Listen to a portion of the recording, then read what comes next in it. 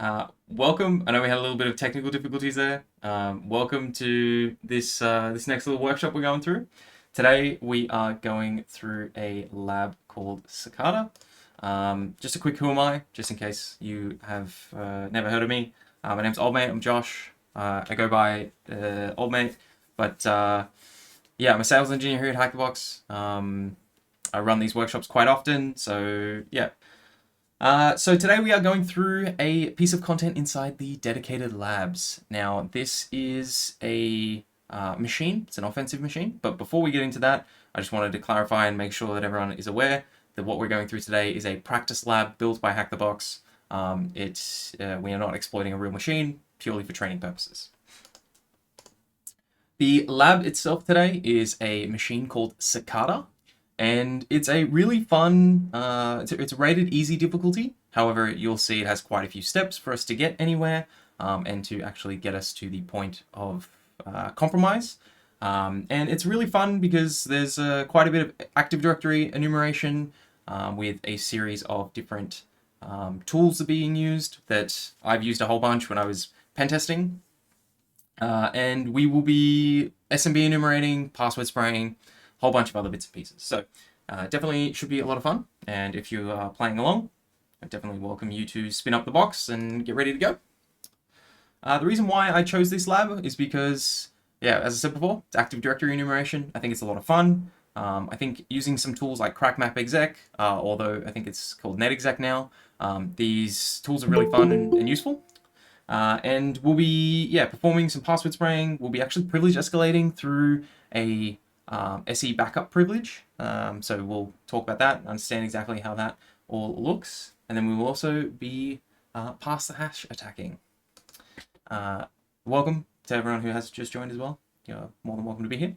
I just wanted to clarify as well on a couple of things, just in case anyone's joined who isn't potentially familiar with some of these topics and what we're going through, just so we're all kind of on the same page.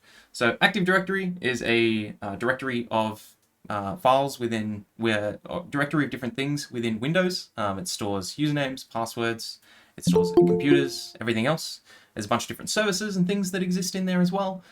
This is a gold mine for people to go through and typically attack and gain access to. Today we'll be using a whole lot of SMB. If you're not familiar with what SMB is, it is a protocol that operates on port 445 mainly, and it is it's called server message block, but essentially this is the item that when you go through into Windows on your device and you go to open up your folders and you go into the network part of the folders, when you try to connect to a file server or something like that, when you're downloading files, it's using SMB. Your device is connecting to another device using SMB. We will also be interacting with Windows SIDs, and they are security identifiers. And these are essentially within devices and within Windows. A lot of things are identified and tagged to a specific ID, and we will be using those to actually gather some information about the domain. So you'll be seeing some of those things come through. We'll be using a tool called Impacket today. If you've not heard of this, it's a beautiful tool that has been made to cause a whole lot of havoc. It's one of my kind of favorite tool suites. It's written in Python, and there's so much that we can do with it. We'll only be scratching the surface. One of the tools in this suite we'll be using is Impacket Lookup SID to essentially look up some of those IDs. The reasons of why you will see shortly as we get through the lab itself, but it should be a whole lot of fun. Password spraying. If you're not familiar with what this is, we are going through the process of essentially taking passwords and then trying to connect to as many users or in some cases devices. In our case today, we only have the one device to attack. However, we are spraying this password across a variety of different users to try and get authentication. And hopefully, in our case, we will be able to gather some information there. So think about like maybe a default password, some common passwords. You might want to try and spray those across a bunch of different users. CrackMapExec or NetExec. This is a beautiful tool. I've used this a whole bunch of times, and even though I have the way that it kind of shifts and changes in some forms and different formats, it still trips me up occasionally. But this is a beautiful tool. It's used to cause a whole lot of havoc And if you've not used it, I'm hoping you will fall in love with the tool as much as I have afterwards. Windows Remote Management, WinRM, this is something that if you're a sysadmin or have some kind of access to Windows infrastructure when you've been messing around with some things, this is a common kind of remote management tool. It's a protocol that's been built into Windows. It's legitimate, it's all good. However, we're going to be using it for evil purposes, which is how we're going to use a tool called Evil WinRM. And you will see exactly why and how this all plays out. But for today, almost done here. We will also be interacting with the Windows registry. This stores a bunch of files, and in our case, there's 2 files that we care about in this particular registry or when we're accessing these things. There is the SAM, which is the Security Account Manager. This has a bunch of accounts, passwords, and all that fun stuff. But it's all hidden behind a hashed password. Now, fortunately for us, we can get the hashed password from the system hive. And so we will be grabbing that password there and potentially using that to decrypt the SAM. So finally, I think this might be my final little bit here, just about how we're going to be privilege escalating. There is a service called SE Backup Privilege, or a permission, I should say. And this allows users to access files that they shouldn't typically be able to. However, in this case, it's given to people for backing up things. So, as you can see by the name. So yeah, and just one last thing I did want to clarify as well. If you've not heard of pass the hash attacks is essentially where you can, instead of giving something a password, you can give a hash instead. And sometimes, depending on how the infrastructure and mechanisms are set up, you may be able to authenticate with just the hash itself. And jump into the lab itself. Now, we are jumping into Cicada here. I've already got my kind of my IP address already spawned up. You can see the first answer to this question here. We're going to ignore that and pretend that isn't actually set up here. Now, for those who are playing along, hopefully you have access to the home box. If you want to go ahead and spawn those up as well, that'd be really good.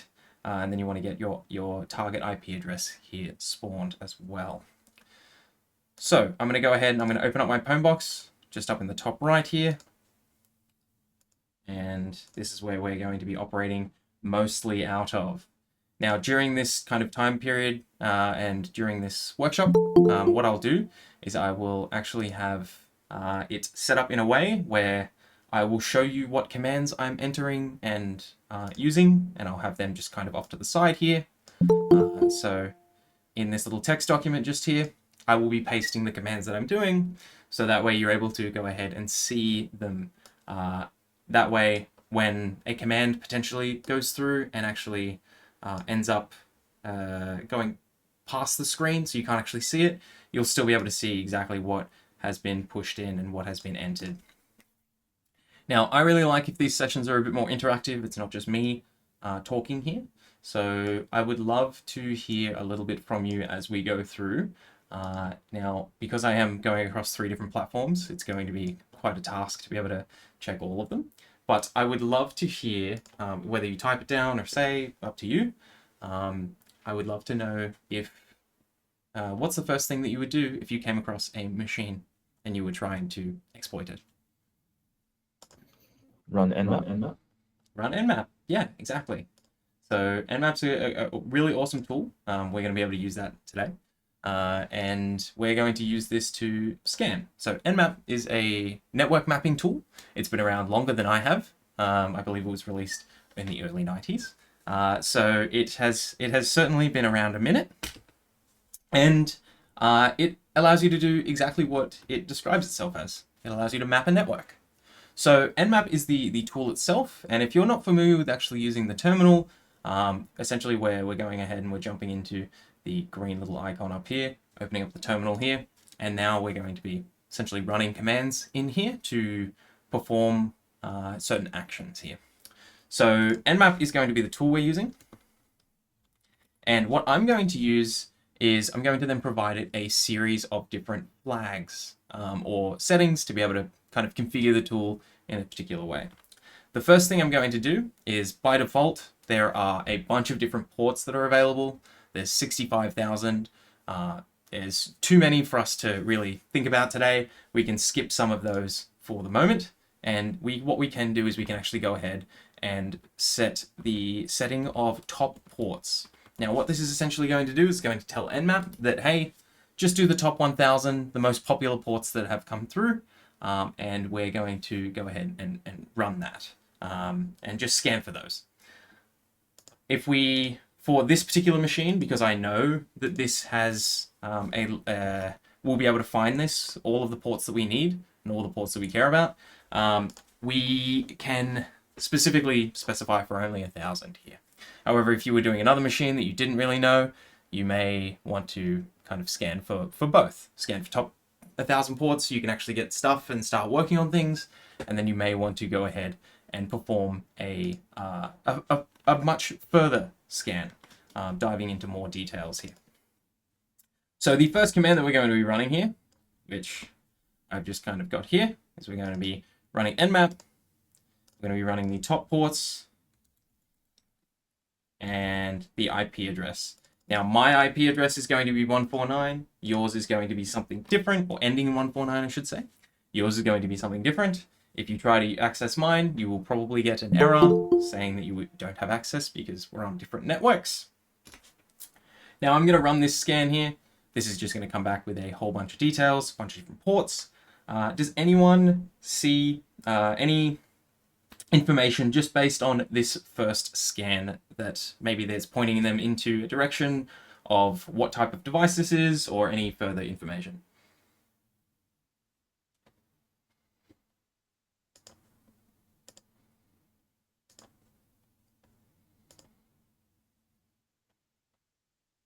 That's okay. I'm seeing kind of coming out of the idea here, I'm seeing stuff like 445 and some LDAP. At this point, I'm thinking this is definitely a Windows lab or a Windows box. Obviously, I told you a little bit before about that. And potentially a domain controller itself. Now, since we've gone ahead and run nmap here, we don't have a huge amount of detail about what's actually, we just get given these port numbers here. And so we can perform a bit more of a further investigation using nmap. And is anyone able to tell me what the kind of switches would be to enable that? So that way maybe we can find out some more information about these particular ports.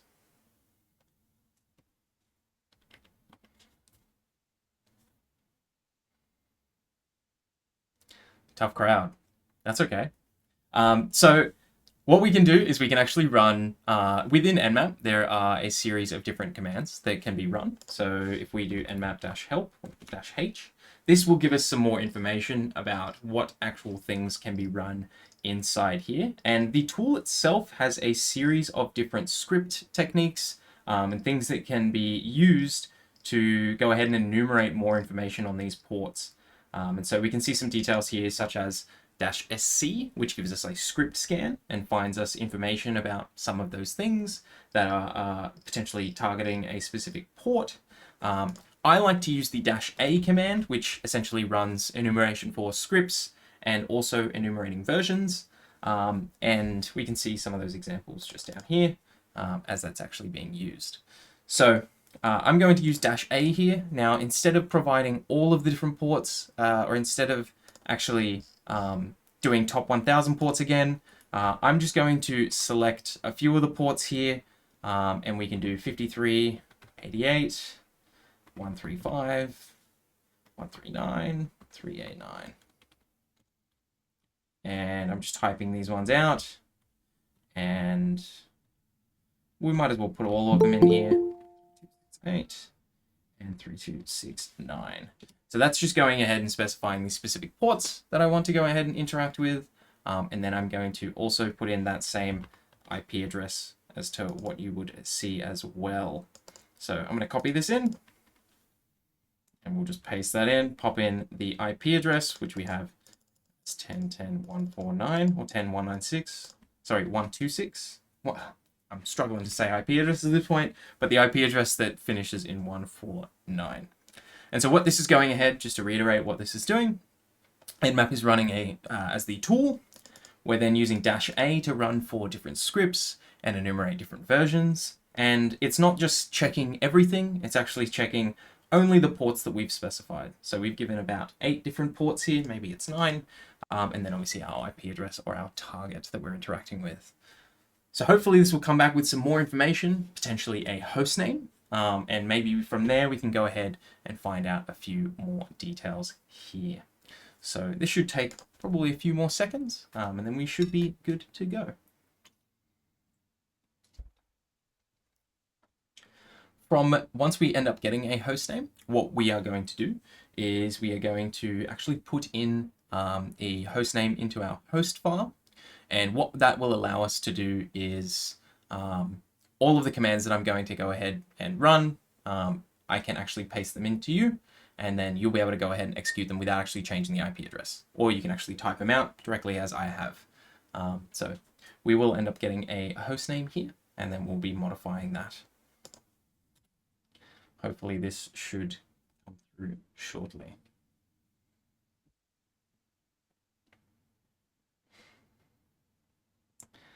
Come on. Sometimes Nmap gets a little bit held up. And here we can see quite a big difference in between the scans. This scan in particular gives us quite a bit more information.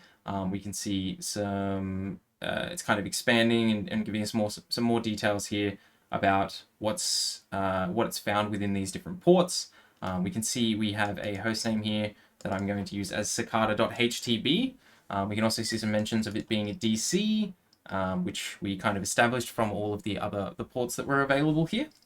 And there's not a huge amount that we've seen kind of outside of this, other than, at least from what I'm seeing, we definitely want to interact with 445 here. This is typically a port that I like to enumerate first and have a look into and see what we can potentially access on those network shares that are in this device. So what we're going to do first before we do that is actually go ahead and create and add in an entry into our host file. Now this is something you will have to do fairly often with Hack the Box, especially if you're dealing with something that has virtual hosts or vhosts. So what we'll do here is we're just going to run a command here, which is going to be echo. And we're just going to put our IP address, or for you, you'll put your IP address. We'll put this into double quotes. And we are going to put in the name cicada.htb. Finish off those double quotes. We're then going to use sudo, and we're just going to tee this into and append this into etc hosts. And so what essentially this is going to do is it's going to echo the IP address. It's going to enter or create an entry inside our etc host file. And that is now going to make it so that whenever we refer to the domain name of cicada.htb, we can then go ahead and it will give us this particular IP address. It's just going to make things a little bit easier when we're executing commands here. So I'm going to go and do just that. And you can see what my example will look like once I edit out this. And I believe before we press enter here, I'm pretty sure, actually that one should work. And so now we can go ahead and we can check that. So we could do a sudo cat etc hosts. And this now it has an entry in here, just basically saying, hey, whenever we reference cicada.htb, talk to this IP address. And so that will allow us to go through and it'll just make things a little bit nicer, a little bit cleaner. So we've got some details here about some ports. The one that I really want to have a look at is the port 445. What may we want to do to interact with this particular port, noting that it is SMB? Does anyone have any recommendations? Any tools? Anything that they think we should use? Sorry, Andrews, I did miss your messages across there. Sorry, I'm just across 3 platforms. But yeah, you were spot on there. Thank you for that. Definitely SV, SA, the Cobros. Yes. Sorry, I will check that the teams think. Thank you for that, Andrews. Or Christopher, sorry. That's all good. I threw some chats into the Discord anyway. Sick, thank you as well. Cool. So yeah, absolutely. We're looking for crack map exec, SMB client. We can definitely use those. The 53, Ian makes me think is a DC. Thank you for that as well. Okay, cool. So there's a couple things we can do here. We can do some SMB client. Now, if you're not familiar with SMB client, it's a little bit finicky, and I often get lost in the formatting specifically. But SMB client will allow us to actually connect to the device through SMB, right? And the formatting for this, I believe we should be able to just use, if we use -help here, we can get some details. The thing that we are going to want to do is actually list and find out some details here. So we can use SMB client -L, which is where that's how we're seeing that in the help file. We're going to use // here, and then we are going to feed it cicada.htb. Now I believe we should be able to just use this, and it's probably... So we end up getting shares back. We end up seeing some shares here. We can see some details here. And we haven't actually given it any credentials. I don't know if you noticed this, but we just signed in with the work group, just like a blank, no username, no password. If we were to go ahead and use crackmap exec, which is, as I said before, one of my favorite tools. You can also use netexec, it's the same thing. We can use -help here as well. And this will give us some details. Yeah, netexec is the new name for it. However, most our Homebox maps the same thing, because a lot of the time you'll use the exact same tool. And you'll type in crackmap and it'll route you there, exactly the same. But we can get some details here of what we can actually do. So we want to interact with the protocol of SMB. So we're going to put SMB here. And if we were to do the exact same thing here, we can put in cicada.htb. And in this case, we can put in shares. Now, what shares is going to do is it's going to do the same thing as to what our list command will do. But in this case, we are actually going to get an error. And this is because we haven't actually given it a username and password. Now, SMB client will fill that username and password with something else. In that case, it actually, I think it used just the work group. However, what we can do is we can pop in the username of guest. Now, I'm not sure if you've interacted with a Windows device, if you've gone through even just messing around and trying to change a password or adapting the permissions of a folder, you may have noticed that there's a guest user. The guest user by design exists in Windows, and it by design doesn't actually have a password. And if it's set up incorrectly, it will give us permissions that potentially we shouldn't have. Sometimes the guest account will actually be disabled, and in this case, it isn't. So this is kind of why I wanted to show this through crackmap, is to show you that sometimes these things, either a sysadmin forgets to turn it off, or sometimes these permissions just change. And so in this particular instance, as with no credentials, we were getting essentially user session deleted, no access. And here, using crackmap, we were actually able to go ahead and still read those same shares. Now, there are two shares that we could look at here. We are going to go ahead and we can actually jump into the HR share. Now, with this, let's go ahead and jump straight into it. I am mindful that time will get away from us quite quickly here. So I may be a little bit, I may ask for prompts a little bit less. But here we're going to go ahead and we're going to jump into SMB client. And so we're going to use that same tool.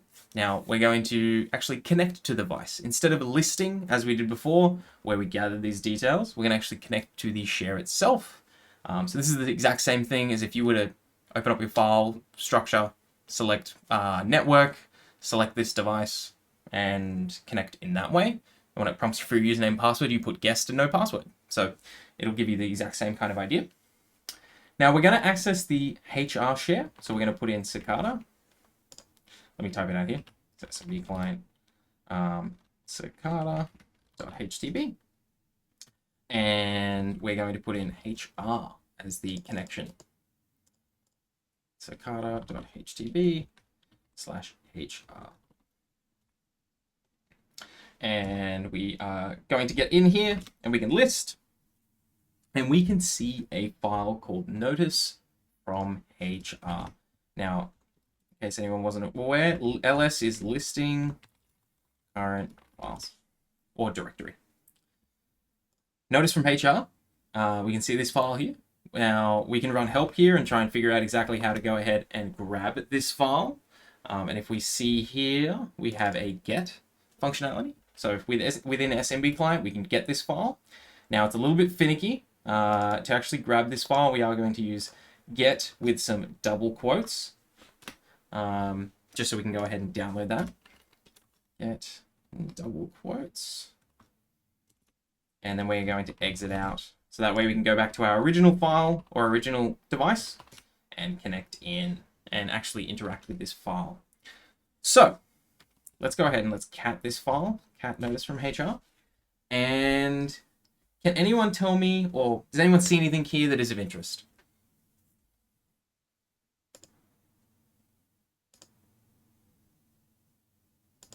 The password. Password. Yeah, exactly. Yeah. So thank you as well. Yes, I also got that message as well. The password. So we can see here. So this is just a notice from HR, and this is someone saying, "Hey, look, we've set up your username and password. Here's your password here. To change it, go ahead and do this." I'm not sure how many of you have actually worked in help desk or have worked in, in a sysadmin role or something like that. I can guarantee you that if you were to go ahead and give this prompt, or even if it was written down or printed out or something like that, and it was like, "Hey, change your password," if there was nothing forcing them to do that and it was a completely optional thing, I want to say like 75% of those people wouldn't change this password. Actually, maybe, now that I think about it, this password's too difficult. So they probably would, because no one's typing this out. However, if this was a standard organization, at least the ones that I have worked in, not to name names, but the from what I've seen, this wouldn't even be the password. It would be like Monday 2025. And then they would never change that. That would be it. It would be the password that they have forever. Congratulations, they've adopted a new password. And they are going to use that for all of their accounts. This stuff just never gets changed unless it is forced. And it's unfortunate, but it's the reality. So we can go ahead and we're going to make note of this password. And I'm just going to copy this down here. Make sure we know about that. And so we've got this password, got this default password. What do we want to do with it? Is there anything that we can do right now?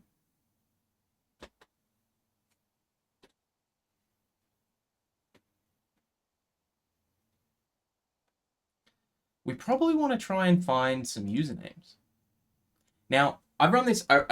I've run through this machine a few times, and someone had the really good idea of basically taking the sec lists. If you're not familiar, sec lists has a giant directory of different usernames, and so it lives on the pwn box somewhere. Locate sec lists, and there's like a huge list of basically usernames, right? And so we could take a big old list of usernames, pump that through, see if we get anywhere. Not a bad idea. And maybe what I would do if I didn't have special permissions. However, we do actually have some permissions as this guest account that we shouldn't actually have. And so we can go ahead and we can gather these usernames. We can gather usernames and we can actually, the domain is the Active Directory or the domain controller is so lovely that we can go ahead and authenticate as guest and say, "Hey, can you give me some information?" And it's just going to let us know. It's going to give us all of the usernames that we want. And so to do this is we're going to use a tool called Impacket. Now, I mentioned before about it. It's a suite of tools. It's really cool. We are going to use a particular tool here, Impacket lookup SID. And so this is the tool that we're going to actually interact with. I'll make a little note of this here. Impacket And so SIDs, as I mentioned before, just IDs. They're how IDs are used to store a bunch of different things, and just so that way you can reference them at later points. And we're going to use lookup SID to look up those different items. And you'll see, as I run this tool, you'll see some variations and some things that we gather. Some of it we're going to cut out and we don't need. And you'll see kind of what information we can gather from here. Now, using lookup SID here, we can go ahead, we're going to type this out. So we're going to use inpacket, lookup SID. Now, we have to go ahead and give it credentials. So we are going to give it the credentials that we have. If we see in these details, we want to give it a target IP address. We can skip the ports, and it's going to, no pass is going to be useful for us because we're going to specify that we don't want a password. Don't ask for the password. And so we're going to give it the cicada.htb guest account. And so to do that, we have to put it in a bit of a special format. So we have to use cicada.htb. And then we are going to use /guest. So basically they're saying, hey, we're going to use the guest account in the domain. And we're going to use the @ symbol here to basically specify that we are interacting with the lab cicada, if I can spell right, .htb. So that's us interacting with the particular device. We're logging in as this user. And we are then going to specify no pass. Okay. And so we're going to run this now. Hopefully, if we run this, just to explain again, as this is going through what it's doing, inpacket's the tool. We're then using the credentials of guest at the device or the domain name here, which is cicada.htb, no password. And you can see it's brute forcing for SIDs here. It's gathering these information. It's grabbing all these different things. And we can see that we have a few different types of SIDs that are being stored here.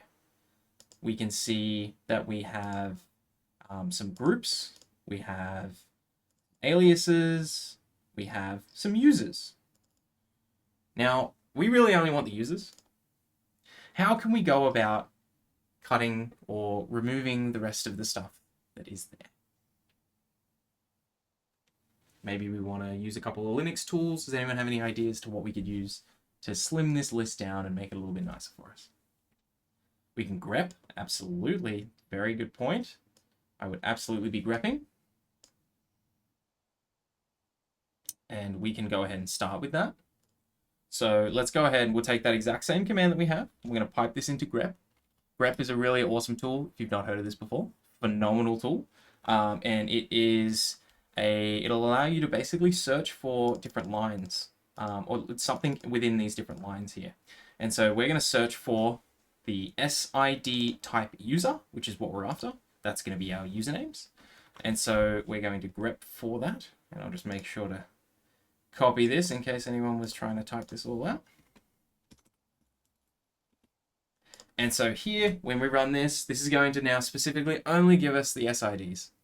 And so that's phenomenal. That's fantastic. That's exactly what we want. These are the things that we want.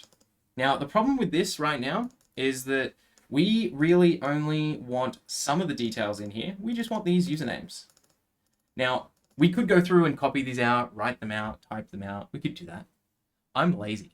I'm a lazy person, and I don't want to do that. So, to skip that part, what I will do is I will go ahead and I will type out the command and I'll explain it and we'll do it step by step. And then I will copy that command off to the right here. So that way you can see the full kind of established version here. We can use a tool called cut. So we've grepped all of these things. We've gathered all the users. Now we can use cut to go ahead and grab the particular, grab those usernames and kind of cut down the data. So first off, we are going to use -d. And so -d is going to specify the delimiter. Now we can use cut-help to find out all these details, but essentially D is going to say, okay, at what point, what item or icon are we going to use? Once you get to that point, you're then going to kind of cut it and the data is going to get split. So it'll make a little bit of sense when I actually type this out. For us, we want to get the data that is specifically here. And so we want to cut at this point. When we see this backslash, we are going to cut. And we are going to use -F to specify which field. So when it sees this data, it goes, okay, cool, this is now split in half. And so this is going to be field 1 on the left here. And on the right of that icon is going to be field 2. Now we're going to be going for field 2 here. And you'll see what this actually looks like now. So you can see that it's cut away all of this extra excess. We don't need that. We only want everything off to the right. And now what we want is we want to also cut out everything else here. And so we can use space as the delimiter in this next one. So we take the exact same command and we just send this into cut again using -D. We're going to now put a space in between single quotes using -F. We're going to specify F1. And this is now going to give us all of this data that we want all nice and packed away. Now, the only problem with it right now is it's just being exported straight into the command prompt here. We want to go ahead and send that into a file, one that we can actually access. So I'm going to call this users.txt. And hopefully, let me make sure that worked. Users.txt. No, it didn't work. What did I do? Oh, I think I didn't put a space here, perhaps. There we are. So now we should have users.txt. Now I'll type this, I'll copy this out correctly for you. So that way, if someone wanted to type that out. But essentially, all we did is we just cleaned up some data. We searched for SID user. We cut some of the excess fat, if you will, from the text. And we only grabbed the users that we want, and they are now in a users.txt file. Perfect for us to go ahead and use right now. So we have a lovely password that we think is a default, and we have a series of different users that we could potentially use this for. What should we do next? Anyone know?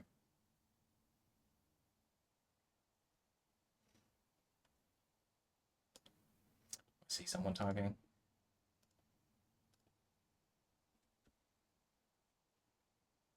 Crack map exec. Spectacular. That is exactly what I was thinking. So we have that here. And so that is the command that, yeah, I would have used that exact command. I don't think capital U is what works there, but let me fail that myself. We'll find that out. So crack map exec has a really cool function where if we specify for SMB, if I could type, it will give us all the details of exactly what we can do here. Now I always get confused with the usernames and -Us and Ps. Sometimes you have to use capital P and capital U for some things. But I believe for this case, we can just go ahead and populate a password, which we already have, and then we can also populate a file of usernames. So let's go ahead and let's type that out. Now, what I'll do is I'll type it out and make sure it actually works. So we can use crackmapexec, SMB, we can use cicada.htb, and that's going to go ahead and target the specific user, the specific dice. We're going to use U for users.txt, and then we are going to put in -P and copy in this cheeky password we have right here. I'm going to put it in single quotes because we are dealing with some funky characters, and that works. So to explain exactly what this is doing, let me just paste that in there. So crackmap is the tool, SMB is the protocol, Cicada is the host, usernames are in users.txt, and then the password is that default password we got. And as you can see here, it's connected to the device, and it's gone through and it's checking each of those usernames, administrator, guest, Kerberos ticket, all of these different things, and all of them fail except for one cheeky fellow, Michael. What a classic. He did not reset his public password, his default password. That's the problem. So we now have a user, which is Michael Wrightson, and we can go ahead and we can make note of this cheeky fellow right here. And we now have his password and username. And we can now potentially gather some more information. For this, there's a couple of things we could go and do. one of my go-tos is going to be actually running CrackMap again, enumerating for shares to try and find more access, see what he can access. Okay, and so let's go ahead and do just that. So this time we're going to take this command, we're going to swap out the username here, and we're going to put in Michael Wrightson,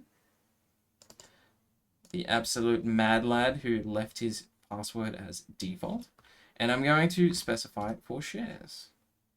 And so here, let me copy this, make sure you can see that. And here we can see 2 additional shares, but nothing really useful. Now, for the sake of this, and because this is a demo or workshop,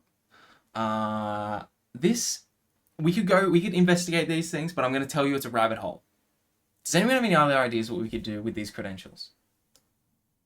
It's something within CrackMap. This is something that's a little bit less known. So if it doesn't get picked up, that's completely fine. We will use a really cool functionality, which is -- users.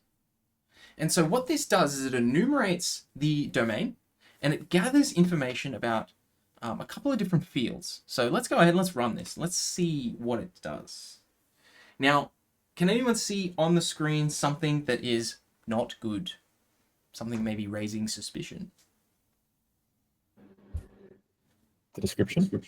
The description. Yeah, thank you for that, John. I appreciate it. Yeah, exactly. Thank you for that, Arbitrary. I would love to say to you right now that this is unrealistic and that people don't do this, but I would be lying. This happens all the time. From my experience anyways. I've seen this a bunch, both when I was working in these organizations and then also when I was pen testing.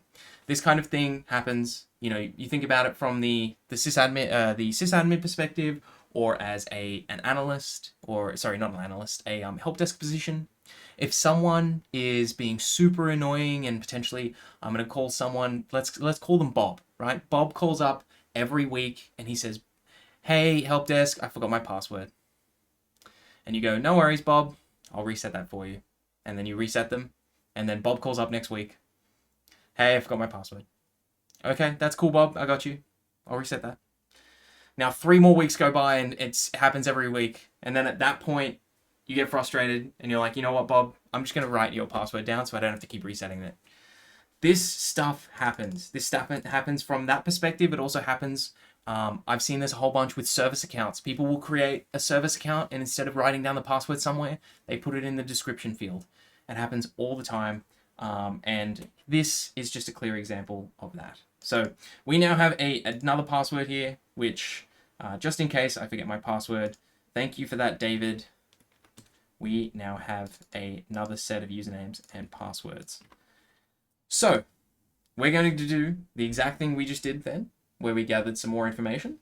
And we're going to go ahead and we're going to check for different shares. And with this username and with this password.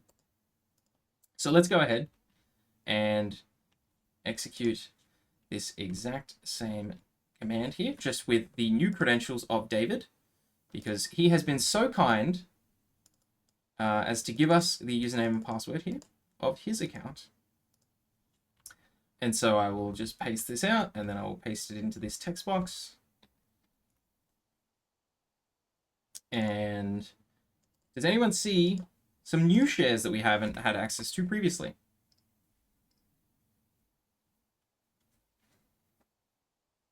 Yeah, exactly, Arbitrary. Yeah, thank you. Dev. We can see Dev. Dev's new for us. We hadn't seen that before. Dev's a new one, so we can go ahead and we can see what we could potentially access, see what details, what things we could get access to. And to do that, we can go ahead and we can run SMB client again, that lovely little tool. Now, to do that, we are going to use SMB client. That's going to allow us to connect.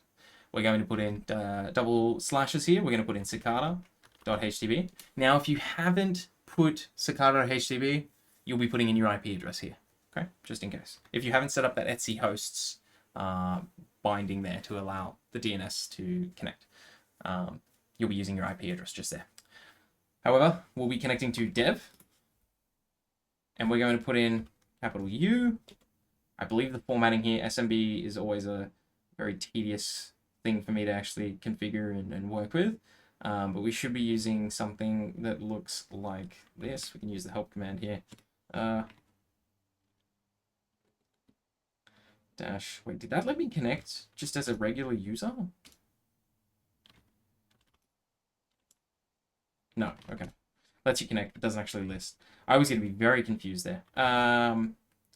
So the formatting for this, we have username, and then the percentage symbol and password. So for this, we're going to go ahead, we're going to put in David Aurelius, and I'm going to throw this all into single quotes here because the password has a few lovely little characters that would often cause disruptions. And so we're going to put the % symbol, paste that in, and we now have a connection here. Just copy this in so you can see that. Wonderful. Okay, so we're going to go ahead and we're going to ls here. We can see a lovely little backup script. How good. Okay, who can tell me what PS1 is? PowerShell? PowerShell, bingo, exactly. James has said there's an Impact SMB client that I find is easier to remember how to use. I love that. I have used it in the past, but I completely forgot that it existed. There is also the ability to capture files using CrackMap exec. I remember doing that a whole bunch when it was my day job, but I couldn't remember how to do it, and I haven't investigated. But I'm positive you can just pull files directly with CrackMap. I'll have to do that as well, but thank you for raising that, James Oy. I appreciate that as well. That is very useful for me. I will be investigating that. If you have the script, if you can send me the command that you're using, if you're following through this lab, if you could put through that command, I would love to be able to just replicate that and use that. It's been I always find SMB clients such a tedious thing to use. But anyways, back to my original point. PS1 PowerShell, lovely. So we can get this backup script here. We're just going to download this. And we now have backup script. We can go ahead and read that. Let me copy these notes just in case. Get that, and then exit. Then we're going to cat backup script.ps1. Spectacular. Cool. Impacket uses similar syntax for most of their tools. I guess that's why I can remember it better. Spot on. I agree with you. And a lot of the syntax is actually, I found that it if I'm remembering right, it comes across as well on a lot of other tools. It's only like SMB client, which is just a headache to remember, at least for me always, especially if you're trying to do the backslashes, because then you have to put 4 backslashes. Anyways, we're on a side tangent. But yeah, I agree with you. If we have time, maybe I go ahead and explore that and show that difference here. Anyways, can anyone tell me what this PowerShell script is doing? Can anyone read PowerShell? Tell me what's going on here. More importantly, do you see anything here that would be of use? Anything suspicious? Not even suspicious, just like standard admin work. Yeah, exactly, arbitrary. Yeah. We can see a lovely little username and a lovely little password here. Now, when I've had a look at this in the past, so it's connecting. What this script is doing is we've got 2 different directories, just an SMB script, and a directory here as well. It's using credentials of a new person, which we haven't gotten access to before, which is this lovely Emily, who has baked in creds into their PS1 script, which is always a good fun time, and also completely not uncommon. And this script, not that it's necessarily important for us, it just looks like it's using it to back up using PowerShell, gathering and compressing some data, and then outputting some details for that. So we now have a little backup script here. Okay, so there is a... thank you for that, James. Let me try that. Let's see if I can figure this one out. So, as mentioned before, there is an SMB client. There's a bunch of different things inside InPacket. I mean, if you see the full list of tools, we can see that there's all different things in here.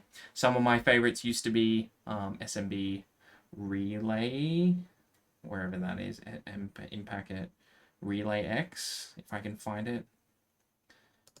NTLM Relay X, that's like a classic, used to use that a whole bunch. Anyways, for relaying different things and gathering credentials. However, we have SMB Client here. We also have SMB Exec, which we could potentially use later. SMB Servers. And here we should be able to use Cicada.htb. Who did we use before? We used David. Actually, I wonder if we can use Emily here. Let's try that. This way it's less of a tangent and more about me actually using a different thing here. And then password. And at Cicada. Maybe I butchered this. I need to give it a port. Wait, how did we copy that? What the hell? I don't know how I copied from that. Let's remove all that. Cool, that's better. I don't know what is going on. Okay, I don't understand how and what's happening here when I've copied this in. Anyways, let's ignore that. Yeah. Oh, the special quotes.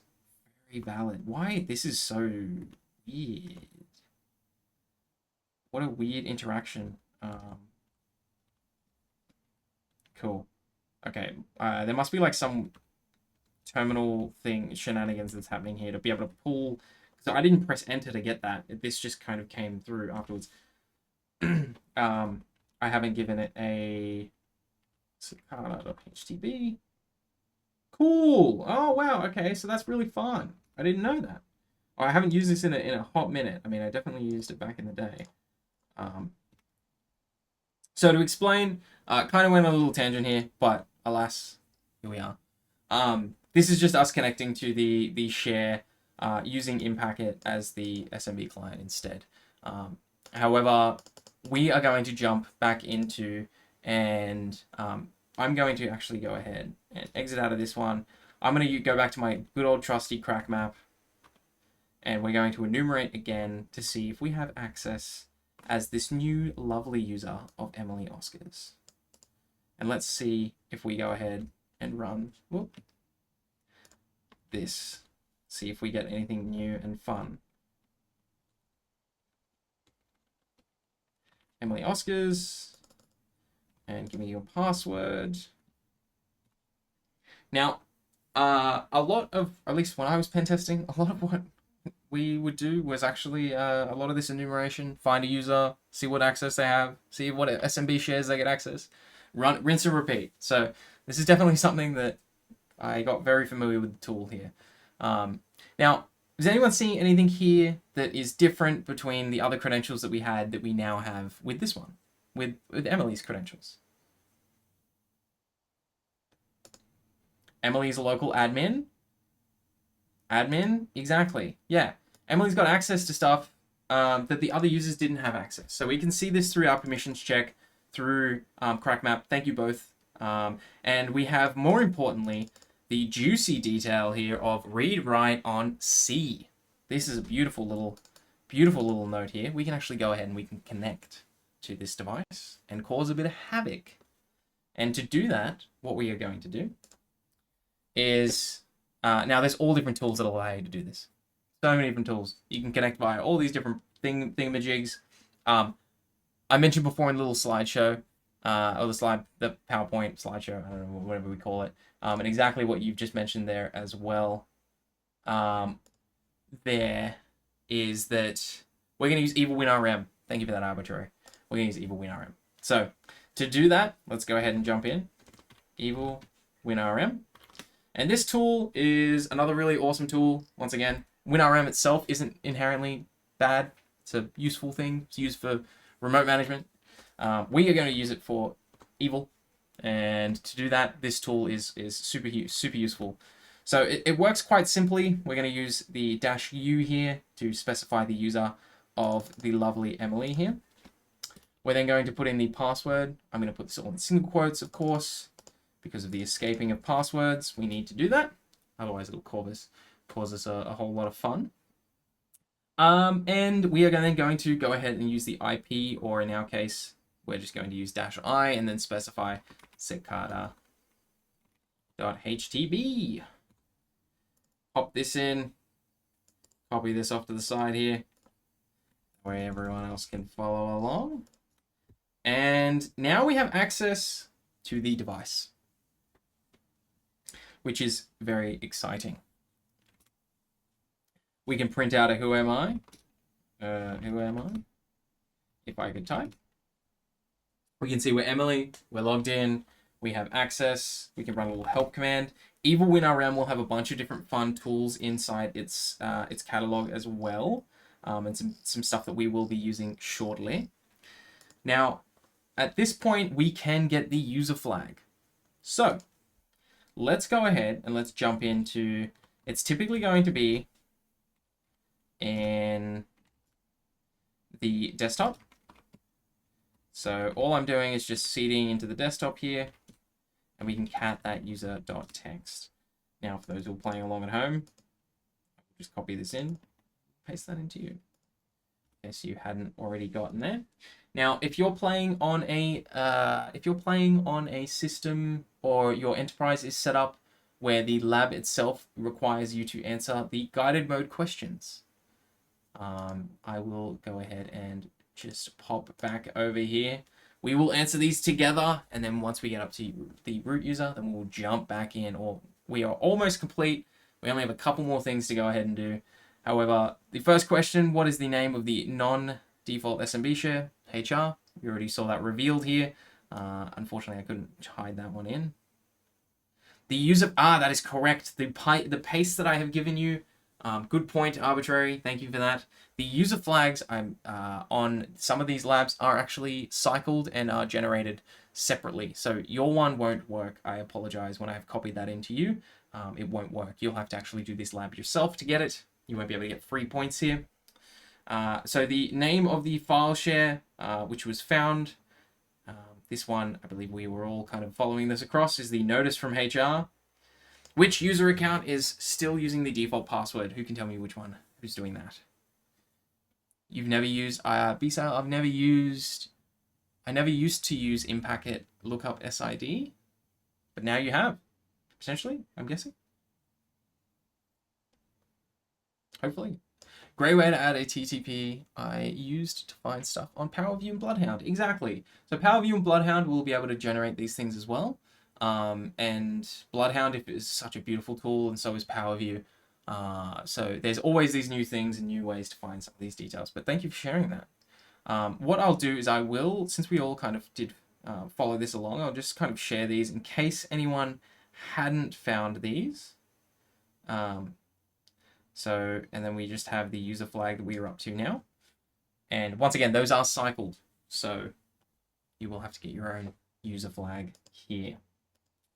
Okay, so let's go ahead and let's jump in. If you've missed a question, I can go ahead and give that answer for you, but I'm pretty sure everyone here has been following along. So we now have access. We have access to this device. However, we want to privilege escalate. We want to, the user of Emily Oscars isn't good enough for me. I want higher privilege. What could we potentially do? What are the first steps to potentially investigate? How to gain further privilege? How to access higher privilege on a device? Has anyone got any ideas? When I was doing a lot of Hack the Box stuff, I always had a lovely script that I would use to gather information.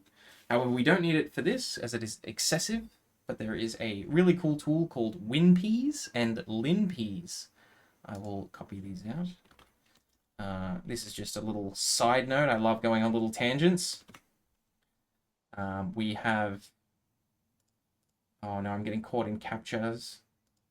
this through. So we have WinPs here. This is a really cool little thing if you've never seen this before. Paste it into here as well.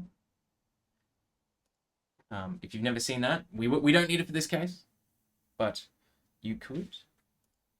Is Emily already a local admin? I don't believe she is a local admin, but we can do whoami/priv.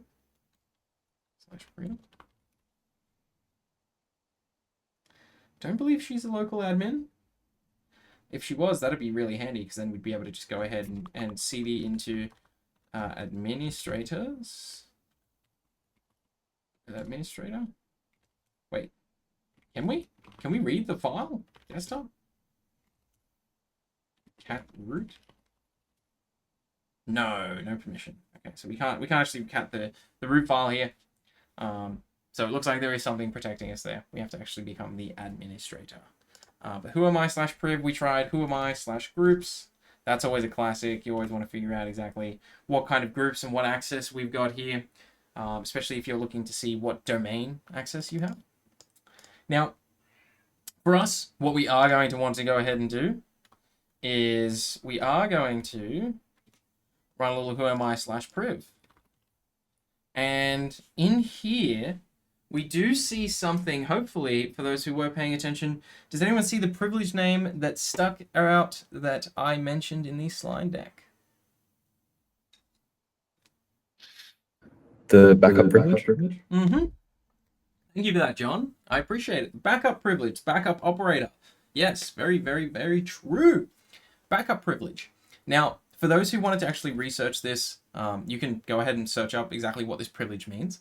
But essentially, it allows you to access files that you shouldn't be able to access normally. You would give this to someone who is providing and doing backups, which is exactly what we found these credentials in, is that backup script. And these credentials are being then used for, this account is being used for that. Essentially, unfortunately, it's being used as a service account to back up stuff, and it's got access that it shouldn't. Now, if we can go ahead and grab those files we shouldn't be able to, there are two lovely files that exist that we now have access to grab using this, using the registry here. And so to grab these two files, I know we are getting close to time, so I may run through this a little quick. There are two files that we care about. There is the SAM file and the system file. If we get access to both of those, we are able to dump a bunch of credentials on the device and cause havoc, okay? So to grab those and to dump those, we can use these following commands. Essentially, I'm going to cd out of this user and back into Emily's, just in case there is a, what is it called? A permissions thing that will prevent me from downloading files into here. Let me just find Emily's again. Emily Oscars Cicada. I typed it out wrong. Cicada. Cool. And we'll just go into our little documents folder. Cool. So we're in here. We can dump files in here. And let's go ahead and run reg. So reg is for registry. We can see some details here about all the different fun shenanigans that we can do in here. And because we have permissions here, we are able to access the registry files. And we are once again going to target the SAM and system file. So let's go ahead, use reg here. We're going to save, which as you would expect, allows you to save the files. And we're going to save the HKLM SAM file. Now, you can actually look into this. There's a bunch of different tools that will do this automatically. I'm blanking on what they are. I remember using a bunch of these, a bunch of different commands that already are built, the tools that already they connect, grab the SAM, dump it, and then give you the juicy passwords. I'm blanking on them at the moment, but they are out there. However, we are going to reg save HKLM/SAM, and then we are just going to save that as the SAM file. Okay. Now this is going to run. The bigger one that we are going to be copying is the actual full system registry here. So we are going to use the same command here. We're going to use reg save. HKLM. And we are going to go for system this time. And this one is called, we're just going to save that as system as well. You can name them whatever you'd like. We're just naming them as those. And we are going to copy, and I'll just paste these in. Now, the next commands that we are going to run is actually going to allow us to grab them and store them on our local file system. And then we can perform some different tools on those to gather some different details. Now, we can actually download these files using EvilWinRM. We can use download. And you can get the EvilWinRM help screen here. We can see, actually doesn't give you any prompts. If we do -- help, does it give you anything? Nothing. Okay, so here we can run just using download. Just download both the SAM and the system file. The SAM file is smaller. The system file may take us a little bit of time here. Just download.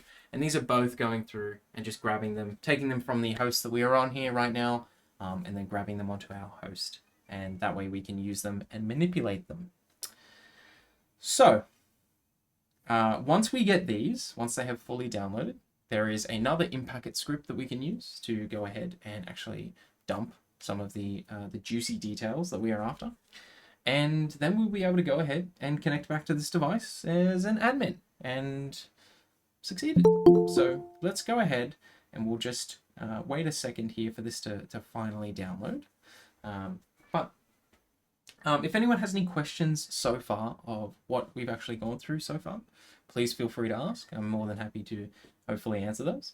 But yeah, otherwise, we now have this downloaded. If yours is taking a little bit longer, sometimes it is just a touch slow, as it is quite a large file that we're pulling. And from here, we can actually exit out of the EvilWinRM session. We now have, if we use ls here, we now have two lovely files here. We have the SAM and the system files. Now, if you're unsure, and at this point, we are running slightly low on time. If you're unsure exactly what these files are and how these work, I would definitely recommend exploring them and understanding a little bit about them. But essentially, the SAM has different accounts that are stored there. Notably, the one that we want is the administrator account.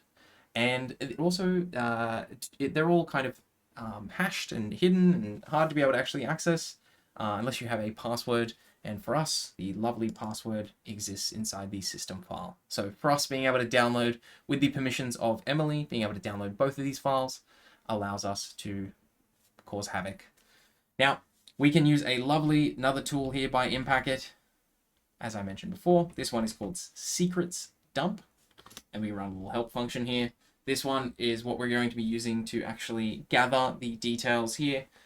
And dump secrets from the remote machine. This one actually, we might actually be able to do this. This tool may actually be able to dump stuff while actually connecting to the device itself. Yeah, I'm doing it through the local version, but I'm pretty sure this is the tool I've used in the past to actually dump credentials with it just connecting to the device and then dumping them rather than downloading files, etc. So, I'm pretty sure it can be done. Okay, remote had RPC error. Arbitrary, okay. In some cases, it works. But, alas, maybe this setting was disabled, so you have to actually go through this process of EvilWinRM downloading files. Anyways, enough rambling. We have secrets dump here. We are going to then specify the SAM here with just -SAM, and the file we have is called SAM. So, this may be a little bit confusing, but here we're specifying the system file here as well, and the system file we just have is called system. However, if you named yours something else, it would be that, and you would make it that. And then we're just going to specify the local address here. And so that's just going to say, hey, do this locally. And I'll copy this off to the side here. And we can now see that we have some lovely little hashes here. And we can use these to go ahead and connect back to the device. So we have the administrator hash here, which we can go ahead and use.